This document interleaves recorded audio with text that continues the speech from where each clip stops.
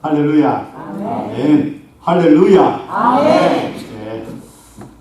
오늘은 같이 은혜를 나눌 말씀에 기대를 가지시고 말씀을 들으시기를 원합니다. 먼저 우리 말씀 듣기 전에 같이 가슴에 손을 넣고 손을 드시고 한 분이 손을 안 얹으셨는데 얹으시고 자, 나는 하나님이 사랑하는 존귀한 하나님의 자녀이다.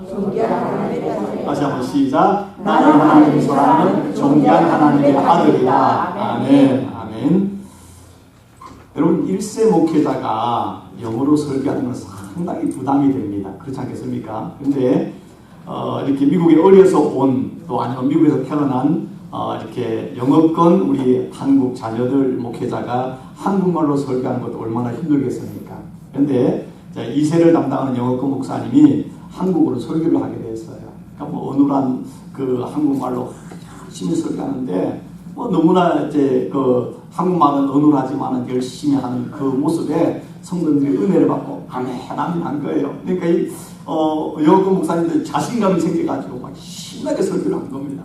근데 이제 마지막 이제 설교를 마치면서 보통 그러지 않습니까? 하는 말이 사랑하는 성도 여러분, 성령 충만함으로 영적으로 그리고 육적으로 성적으로 충만해지시길 원합니다. 그러는 거예요.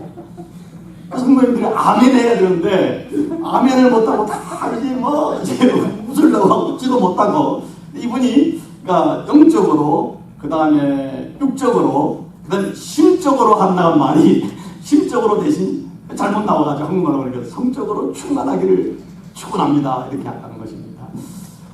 이때 웃어야 제가 또 설교를 잘하는데 예, 이걸 할까 말까 고민하다. 이분이 이제 교회 교역자 회의가 있었습니다. 교역자 회의가 있어가지고 저녁에 하는데 잘 늦지 않는 분이 그날 늦었어요. 늦으니까 들어오면서 죄송합니다.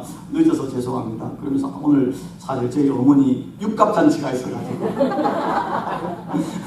육순잔치를 잘 못하면 육갑잔치가 있어가지고 그렇다고. 그러니까 뭐 고생 모든 성도들이 다 이제야 장모님 웃으시는 거다. 예, 여러분 사랑은요 덮어주는 겁니다. 여러분 미움은 들춰내요. 자꾸 실수로 들춰내는데 사랑은 자꾸 덮어주는 겁니다. 우리 교회는 서로 연약함 다 실수 있잖아요. 다 잘못 있잖아요. 있을 때 그걸 들춰내는 교회가 아니라 덮어주고 이해하고 감싸주는 사랑이 넘치는 그런 교회와 성도 되기를 주의 이름으로 축복합니다. 아멘. 자, 오늘 설교 제목이 나 자신에게 절망할 때입니다. 나 자신에게 절망할 때. 일본 여류 소설가 중에 하야마 아마리라는 여류 소설가가 있습니다. 그분이 쓴 책 중에 29 생일 1년 후 죽기로 결심했다라는 책이 있습니다. 제목이 좀 샤킹하죠. 29살 생일날 1년 후가 되는 30살 되는 생일 때 죽기를 결심했다라는 책입니다. 자신의 이야기를 소재로 자서전적 소설인데 베스트셀러가 됐습니다. 29 생일날 되었는데 자기 인생이 자기 자신이 너무 절망스러워서 1년 후 30살 된 그 생일날 죽기로 결심을 합니다. 근데 그냥 죽기는 너무 억울해가지고 1년 동안 자기 하고 싶은 걸 해보고 싶은 거예요. 근데 해보고 싶은 게 뭐냐면은 너무 인생을 찌질하게 살아와서 미국 서부에 있는 라스베가스라는 도시에 가가지고 마음껏 한번 젊음을 불태우고 죽겠다. 근데 갈 돈이 없잖아. 일본에 사니까. 그래서 그 라스베가스에 갈 돈을 벌기 위해서 밤낮으로 낮에 밤낮으로 뭐 이런 일 저런 일 막 닥치는 데 일을 하는 겁니다. 그 라스베가스 가가지고 죽기 전에 돈 쓰려고. 그런데 1년 동안 정신없이 라스베가스에 간다는 목표를 놓고 밤낮으로 일하다 보니까 죽고 싶은 생각이 사라지고 그리고 라스베가스 갈 필요도 없이 새로운 희망의 삶의 전환점을 이렇게 얻게 되었다라는 건 소설입니다. 그냥 뻔한 소설이죠. 근데 베스트셀러가 됐어요. 근데 그 소설 초반에 보면 이런 이야기가 나옵니다. 그녀는 좁기 좁은 3평짜리 방 안에서 혼자서 자신의 29번째 생일을 축하하고 있다. 3평 좁은 원룸이죠. 그녀는 보통 아가씨들과 비교할 때 많이 뚱뚱합니다. 얼굴도 못생겼습니다. 친구도 없습니다. 29번째 생일을 축하하기 위해서 동네 편의점에서 직접 사온 한 조각 딸기 케이크를 혼자 넣고 생일을 파티합니다. 생일을 축하합니다. 그녀가 혼자인 건 괜찮습니다. 왜냐하면 작년 생일에도 혼자였고 재작년 생일에도 혼자였으니까. 그녀에게는 특별한 취미도 없습니다. 잘하는 특기도 없습니다. 직장은 파견 사원으로 집꼬리만큼의 월급으로 매달 간신히 살아가고 있습니다.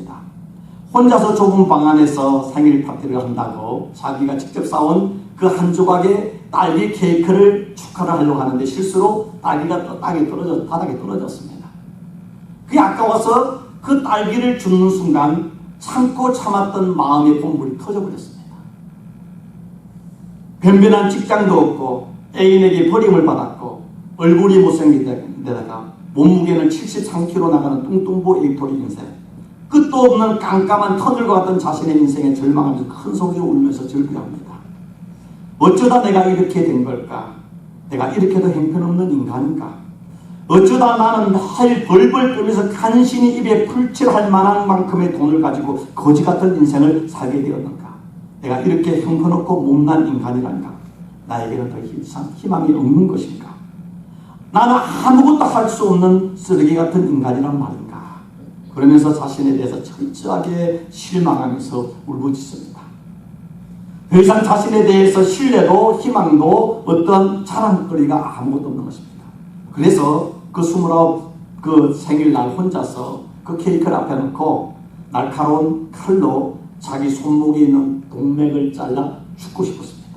근데 칼을 가지고 자르려고 하니까 핏줄을 자르려고 하는데 겁이 나서 자르지를 못하는 겁니다. 그 순간에 이제 자기가 자기 몸을 자살도 할 수 없는 용기 없는 자기 겁쟁이에 대한 그 자신이 더욱더 미워지는 겁니다. 그러면서 이야기가 시작되는 이야기예요.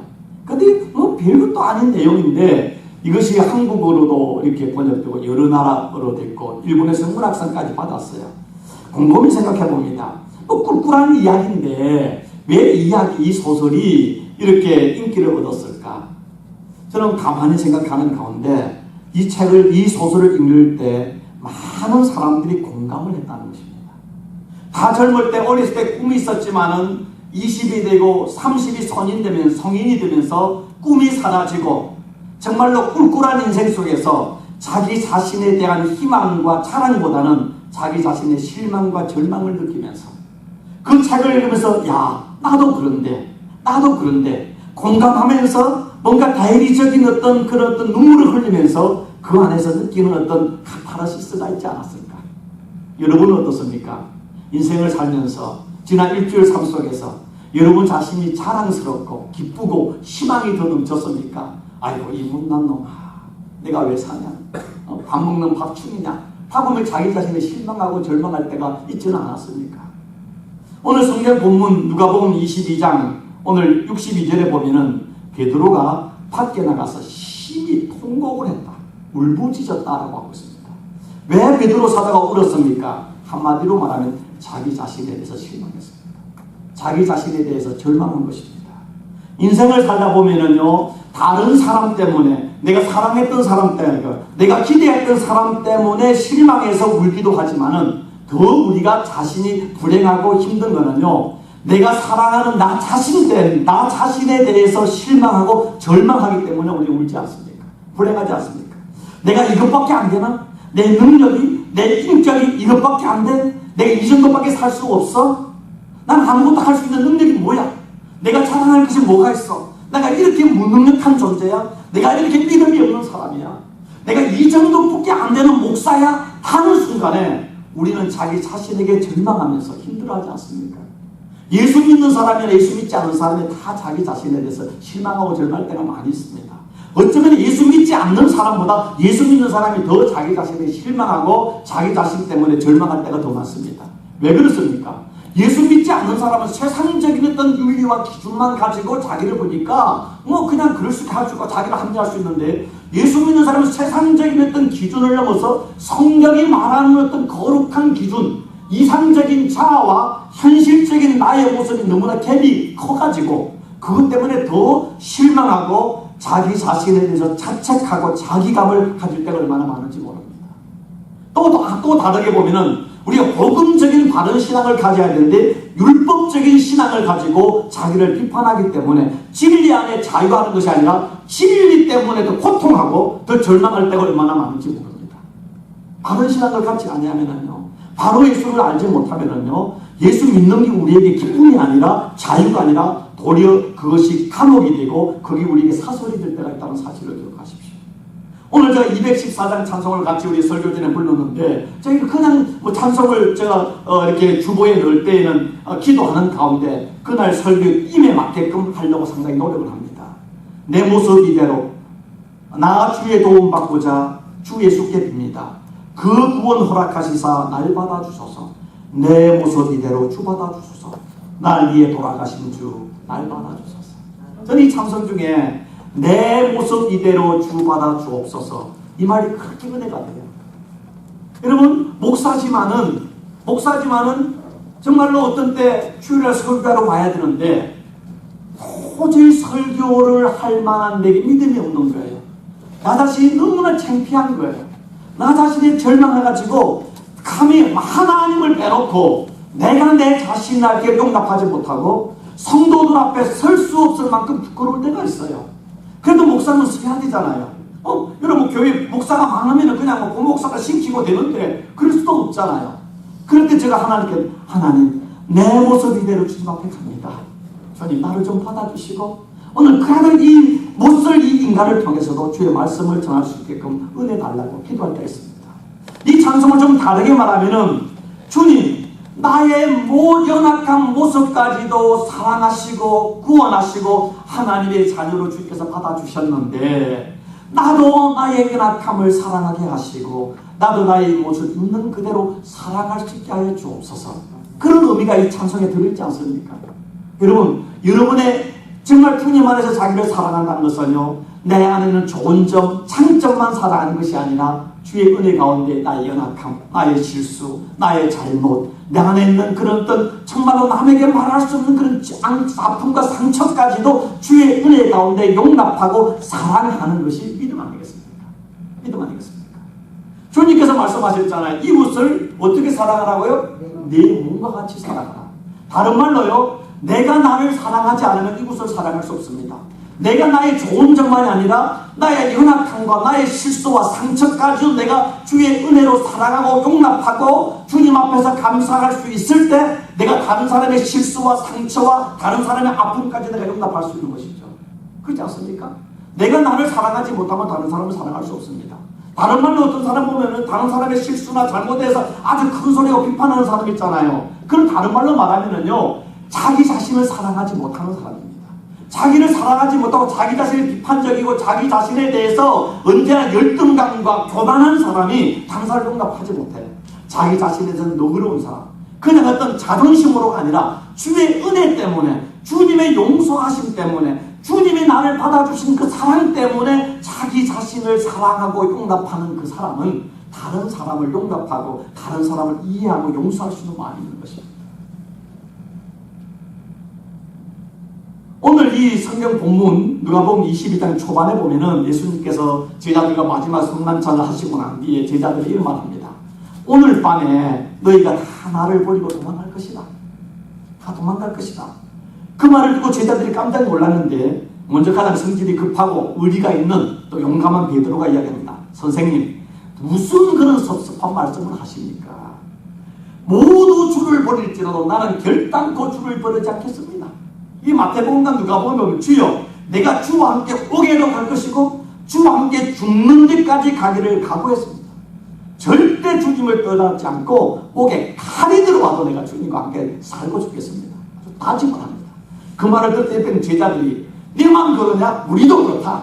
우리도 주와 함께 죽겠습니다. 라고 서로가 결의를 합니다. 그 순간 주님 앞에 베드로가 말하는 진심이었어요. 그렇게 주님을 사랑하고 싶었고 주님의 자기 살기를 작정했던 사람입니다. 그런데 그렇게 다짐하고 몇 시간이 지난 후에 겟세마네 동산에 기도하고 난 후에 기도를 마칠 때 대제사장의 그 무리들이 검과 뭉치를 가지고 예수를 잡으러 왔을 때 제자가 도망갔잖아요. 그런데 베드로는요 도망가지 않았습니다. 잡혀가는 예수님을 그 뒤에 따라가면서 대제사장의 뜰에까지 갔습니다. 이 정도면 의리 있죠. 예수님은 주님을 사랑한 것이죠. 그런데 그 대제사장 뜰에서 예수님께서 대제사장과 그곳에 있는 많은 무리들에게 둘러싸여가지고 침뱉음을 당하고 얼굴에 무슨 세워놓고 얼굴을 주먹으로 치면서 네가 메시아면 누가 때렸는지 알아봐라 그러면서 따귀를 치고 그러는 순간에 예수님의 얼굴은 찢어지고 붓고 푸르게 멍이 들고 피가 흐르는 것입니다. 예수님의 얼굴이 이제 완전히 망가진 것입니다. 그런 상태 그걸 바라보고 있는 베드로가 멀찍이서 주님의 얼굴을 바라볼 때 그 마음에 얼마나 울분이 있었겠습니까? 정말 화가 났겠죠. 저 베스바네 동산에서 그 예수를 잡으러 올 때 베드로가 되겠습니까? 칼을 가지고 대지성의 그 부하의 그 말고에 길을 자를 정도로 용감했었잖아요. 그렇게 용감했었습니다. 그런데 그 대제사장들의 그 수많은 무리 앞에 이 베드로가 이제 질린 겁니다. 겁이 난 겁니다. 잘못하면 자기는 죽을 수밖에 없거든요. 그래가지고 이제 아랫뜰에서 그 사람들과 함께 그 불을 찌고 있는데 한 의정이 오더만 하는 말이 야 가만히 보니까 당신 가만히 보니까 당신 그 예수님과 함께 있었던 사람 아니냐 하고 물어보고 이야기하고 있습니다. 갑자기 베드로가 활짝 놀라면서 이 여자가 무슨 말을 하고 있냐고 나 예수 모른다고 나 예수와 같이 있지 않았다고 이야기하는 것입니다. 그러고 난 뒤에 그 여자를 피해가지고 앞뜰로 간 겁니다. 여러분 그 갈 때 예수님의 마음이 어떻겠습니까? 그 베드로의 마음은 어떻겠습니까? 내가 예수님을 부인했어? 내가 이렇게 겁쟁이야? 내가 이 비겁한 놈이야? 그러고 가서 조금 있는데 또 한 사람이 와가지고 또 그 이야기합니다. 아니 당신 저 예수라는 사람과 같은 도단 같은 사람 아니냐? 같은 분이 아니냐? 하고 이야기를 하고 있습니다. 그러니까 다시 말해 이 사람아 사람 잡는 소리 하지 말아봐. 나는 저 사람을 모른다. 난 저는 같이 있지 않았다. 또 부정을 하고 있습니다. 그래서 성경이 1시간쯤 지났다고 했습니다. 1시간쯤 지났는데 그 1시간 지나는 동안 예수님 앞에서 수많은 모욕과 핍박과 폭력과 언어적 폭력, 인격적, 육체적 폭력을 당하면서 완전히 놀이감이 되는데 그 순간에 베드로가 2번이나 부인했잖아요. 1시간이 지나는 순간에 지금 베드로의 마음이 어떻겠습니까? 말 안 해도 알지 않겠습니까? 근데 1시간 지났는데 또 한 사람이 와가지고 말하기를 야 당신 말하는 말투 보니까 갈릴리 사람이고 당신은 옛날에 예수 옆에 있던 제자 아니냐? 또 이야기하고 있습니다. 그러니까 다른 성경에 보니까 저주하면서 맹세했다. 내가 하늘을 두고 맹세한다. 내가 거짓말하면 내가 지금 배랑 맞아 죽겠다. 나는 예수의 예자도 모른다 이 사람아. 무슨 예수하고 나하고 같은 뭐 제자라고 그 웃기는 소리가 하지 말고 사람 잡는 소리 하지 말라고. 내가 하나님을 두고 맹세한다. 그러면서 또 이야기하는 것입니다. 그런데 그 말이 끝나는 순간에 끝나기도 전에 새벽을 알리는 새벽닭이 꺾여 하는 겁니다. 그 닭 울음 소리가 들리는 순간에 주님이 뒤를 돌아보는데 얼굴은요 멍들고 피가 나고 눈 뒤로 다 퉁퉁 부어서 눈도 제대로 보이지 않는데 주님이 베드로를 바라보는 겁니다. 그 순간 베드로의 그 주님과 눈이 마주치고 그 닭 울음 소리를 듣는 순간에 주님이 하신 말씀이 생각나서 그 자리를 뛰치고 밖으로 나와서 대성통곡을 합니다. 오늘 쓴 거 보니까 그가 어디겠습니까? 심히 통곡하였다. 심히 통곡하였다. 이 말을 다른 현대인 세계는 한없이 울었다. 끝도 없이 울었다. 공동 번역과 새 번역에는 몹시 울었다. 영어 성경에는 he wept bitterly. 비통하게 울었다. 어떻게 그렇습니까? 막 그 주님과 눈빛이 마주쳤고 닭이 우는 그 순간에 그 자리를 팍 차고 용수가 나와서 밖으로 뛰쳐나가지고 덜썩 주저앉아가지고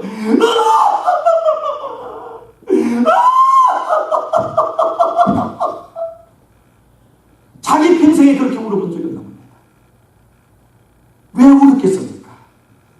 내가 이렇게 치사한 겁쟁이냐? 내가 이렇게 비겁한 놈이냐? 내가 이렇게 나쁜 어리석고 내 자신이 이렇게 못난 놈이냐? 지난 3년 동안 우리 주님께서 우리에게 베푸신 그 은혜와 사랑과 기적과 주님 앞에 내가 얼마나 주님을 사랑한다고 고백했고 주님을 죽기까지 내가 다 하겠다고 이야기했는데 계집적인 말 한마디 때문에 그 사람이 당신 예수 안 하는 그 말 한마디에 저주까지 하면서 내가 예수의 일자도 모른다고 내가 저 사람과는 아무 상관이 없다고 말한 자기 자신의 그 비겁함 앞에서 자기 자신의 나약함 앞에서 가슴을 치면서 통곡하면서 나는 죽일 겁니다. 그는 분리각도 못합니다. 내가 어떻게 이러면서 내가 예수님의 제자냐, 이러면서 내가 어떻게 예수님의 제자냐, 이러면서 내가 내 주님을 주님이라고 말할 수 있느냐. 지구멍이라도 있으면 그 안에 들어가고 싶고 마치 그 순간에 자살을 죽고 싶어서 그렇습니다. 여러분, 저는 예수님의 이 눈빛을 보고서 베드로가 통곡하는 것을 보면서, 베드로만 그렇습니까? 우리의 인생을 살면서 은혜 받은 주님 사랑해요, 내 인생 주께 드리겠습니다, 할렐루야 아멘 하지만은요, 어느 순간에 주님의 숫자도 우리는 다 버려버리고 내 조그마한 자존심 때문에, 내 조그마한 이득 때문에 우리는 내 자신의 욕망대로 살아가면서 주님을 십자가에 못 박을 때 얼마나 많았습니까? 예배드릴 때 할렐루야 하면 은혜 받았지만은 성전을 나가는 순간에 상대의 눈빛 하나 때문에, 말투 하나 때문에 은혜는 다 사라지고 순식간에 자존심으로 핏대를 세우면서 손가락질하면서 싸울 때가 얼마나 많습니까? 주님을 위해서 내 삶을 드리고 내 전부를 드리겠다 하지만은 여러분의 사업의 현장 속에서, 직장에서 조그마한 그 이득, 그 몇 푼 돈 때문에 그리스도인이라는 정체성을, 목사라는 것을, 내가 장로, 권사, 집사라는 하나님의 백성이라는 그 정체성을 벗어던지고 그 조그마한 이득에 아리다툼을 하고 그 때문에 싸우면서 하나님의 영광을 가릴 때, 주님을 부인할 때 얼마나 많았습니까? 그리고 다시 내가 정신을 차리고 주님 앞에 나와서 지난 일주일을 돌이켜볼 때에, 내가 이러고도 하나님을 예배할 수 있을까? 이러고도 하나님이 나를 하나님의 자녀로 삼아주실까? 내가 이러고도 하나님께 내가 기도할 수 있을까? 내가 이러고도 내가 지금 구원받을 수 있을까? 하고자 하는 자기 자신에 대한 절망감, 실망감이 들 때 없습니까? 저는 목사지만 그럴 때가 너무 많아요. 죽고 싶을 때도 있어요. 지금은 있으면 죽고 싶어요. 나는 교회를 떠나가 심리 밖에 도망가고 싶어요. 여러분의 얼굴을 보기가 부끄러울 때가 있습니다. 그런데요, 베드로만 그러지 않았습니다. 사도 바울도 그랬어요. 사도 바울이 예수 믿기 전에 그랬다고 이야기지만은 예수 믿고 난 뒤에, 위대한 사도로 한참 살고 난 뒤에 그가 자기 자신에 대해서 어떻게 고백을 하고 있습니까? 로마서 7장 21절 이하에 보면, 그러므로 내가 한 법을 깨달았나니 곧 선을 행하기를 원하는 나에게 악이 함께 있는 것이로다. 내 속사람은 하나님의 법을 즐거워하되 내 지체 속으로 다른 한 법이 내 마음의 법과 싸워 내 지체 속에 있는 제 법으로 나를 사로잡는 것을 보는도다. 그대로 말했습니까? 오라 나는 공고한 사람이로다. 이 사망의 늪에서 누가 나를 건져내나. 이걸 공동번역과 사회번역에 보니까, 아 나는 과연 얼마나 비참한 인간인가. 누가 이 죽음의 육체에서 나를 구해줄 수 있겠는가. 마음은 하나님 뜻대로 살기를 원하지만 여전히 자존심 때문에, 세상적인 욕망 때문에, 나의 연약함 때문에 하나님의 성령의 소욕보다 육신의 소욕을 따라 살아가는 자기 자신을 보면서, 아 나는 정말로 파손하는 배와 같다. 그래서 what a wretched man, 이 말을 원뜻에 보면은 배가 지금 물속에 파손해가는, 즉 물속에 빠져가는 것을 이야기하고 있습니다. 죽어가는 겁니다. 사도 바울이 그렇게 이야기하고 있습니다. 우리가 예수를 믿고 믿음을 가지지만 어느 순간에 우리는 자기 자신이 너무 미워져 버립니다. 너무 초라하고 벌레같이 보일 때가 있습니다. 아무리 우리가 기도하고 믿음을 산다지만 그런 순간이 다가올 때가 분명히 있습니다. 그럴 때 우리는 어떻게 해야 되겠습니까? 똑같이 사람은 예수 믿는 사람이나 예수 믿지 않는 사람이 자기 자신에 절망하고 실망할 수 있는데 근본적인 차이가 있습니다. 예수 안에서 절망하는 사람과 예수를 떠난 예수 밖에서 절망하는 근본적으로 차이가 다른 겁니다. 근본적으로 다릅니다.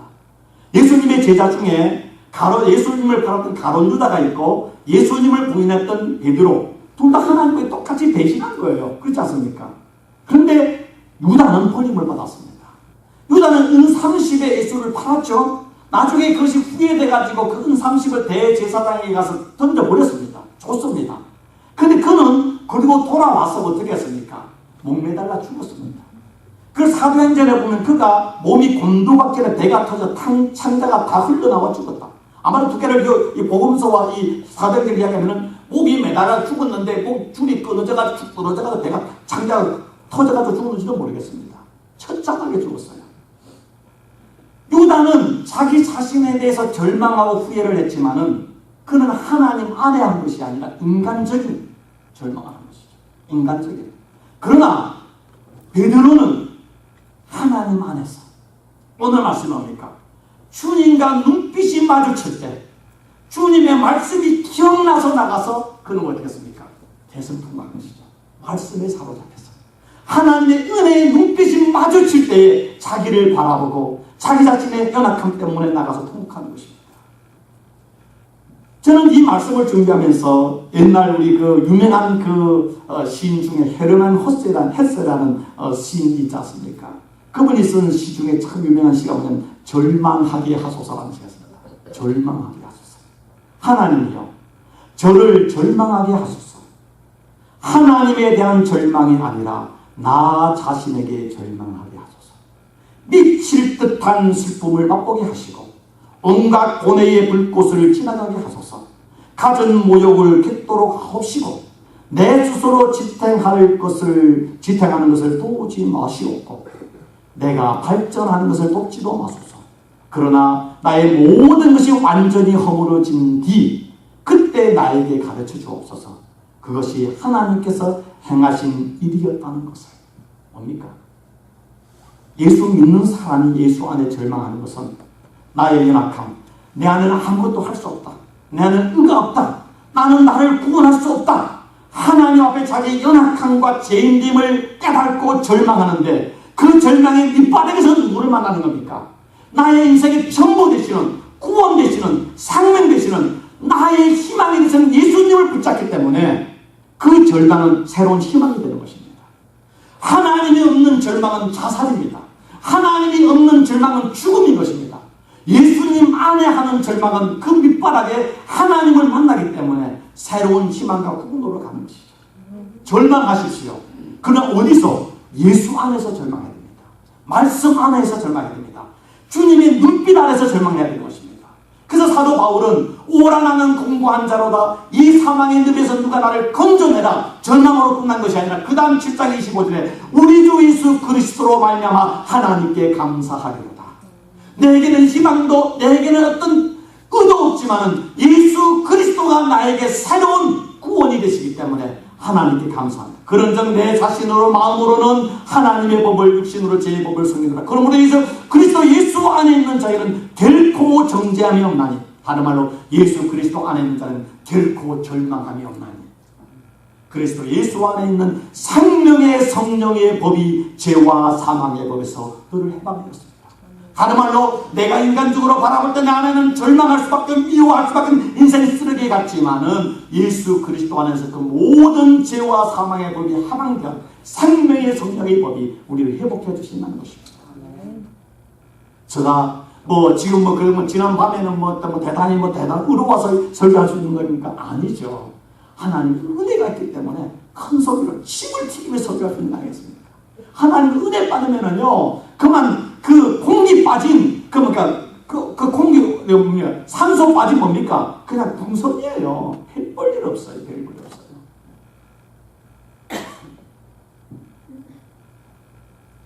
베드로 하면은 원래 그 이름이 베드로가 뭡니까? 베드로가 원래 시몬이었잖아요. 시몬을 베드로 했는데 시몬이라는 이 말의 뜻은요, 두 가지로 이렇게 신학자들이 얘기합니다. 하나는 사막, 광야 이런 뜻이 있습니다.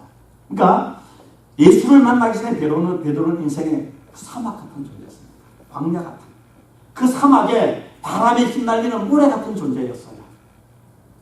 또 다른 뜻은요, 갈대라는 뜻이 있습니다. 뭔 뜻은 드럼이라는 뜻인데 작은 바람에도 이리저리 흔들리는 그런 어떤 뜻을 가지고 있는데 그 갈대인 것이죠. 그러니까 베드로는 예수 믿기 전에요, 인간적인 의리, 인간적인 파워, 젊음, 자기의 어떤 기술 하지만은요, 강야 같은 존재였어요. 사막 같은 존재였습니다. 작은 게도 이리저리 흔들리는 존재였잖아요. 그렇게 장담했지만은 예수를 팔 수밖에 없는 존재였잖아요. 그런데 예수님께서 이 베드로를 처음 만났을 때 요한복음 1장 45절에 베드로를 데리고 예수께로 오니 예수께서 보시고 가라사대 네가 요한의 아들 시몬이니 장차 게바라 하리라. 게바가 이 베드로거든요. 반석을 내가 만들어줍니다. 내가 지금 작은 것에도 흔들 수 있는 그런 약간 갈대, 삭막한 강야, 사막 같은 존재이지만 내가 너를 반석 같은 존재로 만들어준다는 것입니다. 예수를 자기는 따르고 사랑한다 했지만은 예수를 부인하고 저주하고 맹수할 수밖에 없는 존재였지만은 그가 마지막 인생을 어땠습니까? 성경에는 나오지 않았지만 역사에 보면은 로마에 가서 네로 황제에 의해서 십자가에 처형을 당합니다. 근데 죽을 때 어디에 죽는지 아십니까? 여러분 십자가가 거꾸로 된 십자가가 있습니다. 그림을 베드로의 십자가라고 합니다. 베드로 마지막 죽을 때 나는 주님이 죽은 십자가에 죽는 것도 건강이지만 주님처럼 그렇게 죽을 수 없다. 나는 죄인이다. 그리고 거꾸로 매달려 죽어달라고 거꾸로 매달려 죽습니다. 얼마나 담대해졌습니까? 얼마나 대단해졌습니까? 하나님이 그를 그렇게 만드는 것입니다. 나의 나됨은 나에게 있는 것이 아니라 하나님의 은혜 안에 있는 것입니다. 절망하십시오. 실망하십시오. 그런 예수를 떠나서 하는 것은 예수 안에서 실망해야 될 것입니다. 주의 말씀 안에서 실망해야 될 것입니다. 베드로가 왜 절망했습니까? 자기 자신에 대해 실망한 것 때문에 처음에는 절망했지만 두 번째는 한참 전에 하다가 그 다음에 울음은 달라지는 것입니다. 주님 감사. 내가 주님을 배반했지만은 그렇게 많아서 퉁퉁 주님이 예수님 그 베드로를 돌아볼 때에 그 눈빛은요, 야 이 자식아, 이 배신자야, 이 겁쟁이야. 네가 그렇게 나를 사랑한다는 거 나를 그렇게 무시하고 부인해 그렇게 책망하는 것이 아니라 주님이 보는 그 눈빛은 엄마가 어린아기를 바라보는 사랑의 눈빛. 베드로야, 얼마나 힘드냐, 무서웠지, 실망스럽지. 그래도 내가 너 사랑해. 내가 너 사랑해. 너무 용기 잃지 마. 내가 너를 위해서 이 땅에 오지 않았나. 네가 당할 고난을 내가 지금 당하고 있어. 내가 너를 반석 같은 하나님의 아들, 하나님의 사람 만들기 위해서 내가 십자가를 죽어야 돼. 내가 부활하는 후에 너는 시몬이 아니라 베드로가 될 거야. 희망을 가져. 예수 안에 희망이 있단 말이야. 용기 가져. 주님과 눈빛이 마주칠 때 주님이 바로 여러분 사람은 영물입니다. 썩어 동물도 그렇습니다. 눈빛이 마주칠 때 그 순간의 스파크예요. 그 안에 만 가지 단어보다 더 많은 감정이 있지 않습니까? 주님의 바라던 눈은 부었고 멍이 들었는데 그 눈빛으로 주님과 마주칠 때에 주님이 보는 그 눈빛의 그 사랑, 그 인자함, 그 기대하는 것, 그 긍휼함을 보는 순간에 그게 생각나면서 오늘 때 주님이 하신 말씀이 생각났다. 주님의 눈빛, 주님의 지금까지 말씀, 주님이 생각난다는 분들은 그래도 주님은 나를 버리지 않으셨어. 주님은 그래도 나를 사랑하십니다. 그래도 주님은 나는 하나님이 사랑하는 제자래. 나는 수지자래. 나를 반석으로 만들어주신대. 주님의 그 말씀이 생각나서 오는 거야. 아니, 나 같은 놈을 아직도 사랑하십니까? 나 같은 놈을 버리지 왜 나를 아직도 내게 기대를 가지십니까? 주님의 사랑 때문에 감동이 오는 겁니다. 처음에는 실망해서 울었는데 두 번째는 그래도 그를 사랑하는 주님의 눈빛이 생각나서 주의 말씀이 생각나서 내가 새벽 다리 두 번 울기 전에 나를 세 번 부인하리라. 주님이 나보다 나를 더 잘하시고 나보다 나를 더 사랑하시고 나를 시몬에서 베드로로 만들어주신 주님의 그 사랑, 언약, 그 변치 않는 사랑 앞에 감사하는 것입니다. 사랑하는 성도 여러분, 사람의 말에 묶이지 마십시오. 내 생각에 묶이지 마십시오. 내가 생각하는 내가 아니라니까요. 다른 사람들이 생각하는 그 여러분에 대한 말하는 것, 그건 다 쓰레기예요. 하나님의 말씀이 또 여러분을 조명하시고 하나님이 말씀하는 그 말씀이 여러분의 존재인 겁니다. 하나님은 여전히 이야기합니다. 너는 이 세상에서 온 천하보다 더 존귀한 나의 사랑하는 내 아들이고 딸이다. 우리가 실수하고 절망하고 넘어지고 세상에 나가서 하나님을 부인해도 하나님은 말합니다. 너를 너에게 하는 것은 너에게 있는 것이 아니라 십자가에 의해서 주의 말씀에 묻으십시오. 그러면은요, 처음에는 나 자신 때문에 절망하지만 주님의 그 눈빛을 보는 순간에 주의 말씀을 붙잡는 순간에 말씀에 붙잡을 때에 죄가 많은 곳에 은혜가 많답니다. 내가 낮아지고 내가 연약한 그 순간에 하나님이 덮어주는 것도 홀라는 거예요. 여러분이 잘못했을 때 여러분의 부모가 여러분 꼭 깨안으면서 아들아 딸아 너는 이 세상에 가장 나의 사랑하는 내 보배야. 그 속에 눈물이 펑 나는 것처럼 온 세상을 가진 것처럼 우리가 힘이 생기는 것처럼 주님이 우리를 끌어안아 주시는 그 사랑이 있을 때 다시 우리는 힘을 가지고 그래 예수 이름으로 다시 한번 일어나자. 예수님이 포기하지 않았는데 어떻게 내가 포기할 수 있는가? 그리고 우리가 힘을 가지고 예수 이름으로 일어나서 인생을 힘차게 살 수 있는 날이겠습니다. 여러분 인생에 하나님은 반드시 쨍하고 햇불날을 주실 것입니다. 주의 말씀 안에서 정강하시고 그 절망의 끝에서 주님의 눈빛을 보시고 주의 말씀에 붙잡혀서 여러분이 얼마나 소중한 존재이고 여러분이 얼마나 거룩한 존재이고 하나님이 여러분을 시몬에서 베드로로 만들어진 놀라운 역사가 지금 일어났다는 사실을 기억하시고 예수 안에 희망을 가지고 오늘도 당당하게 살아가는 거룩한 성도가 되기를 주의 이름으로 축복합니다. 아멘. 기도하겠습니다. 좋으신 하나님 감사합니다. 베드로처럼 겁쟁이고 비겁자고 배신자였지만 주님이 그 베드로를 사랑의 눈으로 바라보시고 주의 말씀으로 그를 감싸주셔서 자기 자신의 절망하고 울고 있는 베드로를 주님의 사랑 때문에 강력해서 울게 하시고 정말 갈대와 같고 항막한 사막 같은 그 시몬을 반석 같은 베드로를 만들어주신 하나님, 그분이 우리의 주님이시고 우리의 친구시고 우리의 구원자 되심을 인하여 감사합니다. 나의 나됨은 나에게 있는 것이 아니라 나의 나됨은 사람들의 소리와 눈짓에 있는 것이 아니라 영원히 뵙지 않은 하나님의 손에 있고 하나님의 말씀에 있고 하나님의 사랑에 있다는 사실을 기억하시고 주님 안에서 실망하고 주님 안에서 절망하고 주님 안을 붙잡으로 새로운 희망과 기쁨과 담대함을 가지고 오늘도 예수 이름으로 일어나서 담대하게 천국을 향해서 주님과 함께 동행하는 거룩한 성도되는 은혜와 복을 도와여 주시기를 원할 때 우리를 죄송하신 예수님의 이름으로 축복하고 기도하옵나이다. 아멘.